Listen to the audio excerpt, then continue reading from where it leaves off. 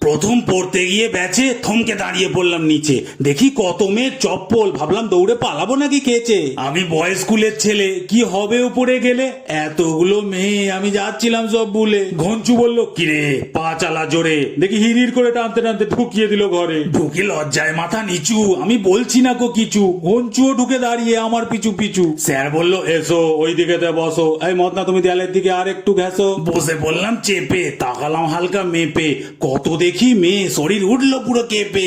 একজনের দিকে তাকালাম লুকিয়ে, সে মুখটাকে নিল বাঁকিয়ে, আমি যে বলদের মতো হাঁ করেই তাকিয়ে। আমার লেগেছিল তাকে ভালো, কি করব বলো, তাই ভাবলাম একদিন সময় করে তাকে প্রপোজ করি, চলো। সময় করে এক ফাঁকে চিঠি লিখবো তাকে, রক্ত দিয়ে লিখে দেবো, ইমপ্রেস হবে দেখে। কিন্তু আমার হাতের লেখা বাজে, বানান ভুল হয় তার মাঝে, লিখতে গেলে তো এক বালতি রক্ত লেগেই যাবে কাজে। আমি তার প্রতি আসক্ত, কিন্তু নিজের প্রতিও পাকা পক্ত, তাই আমার নষ্ট করে লাভ নেই, জোগাড় করলাম মুরগির রক্ত। লিখে ভালো করে চিঠিটা খামে ভরে, পড়তে গিয়ে ছুঁড়ে মারলাম ওর দিকেতে জোরে। পড়ে সেই চিঠি হাসছি মিটি মিটি, এই মুরগি মুরগি গন্ধ বেরোচ্ছে, পাশ থেকে করে দিল কে কাঠি। সে তো পুরো রেগে বললো, পালক টালক লেগে মুরগি রক্ত দিয়ে লিখে এনেছে, ফেল ওটাকে আগে। তখন ভালোবাসা রাখেন, আমাকে যদি দেখেন, প্রেম টেম তো আর হলো না, আমার ডাক নাম পড়ে গেল চিকেন।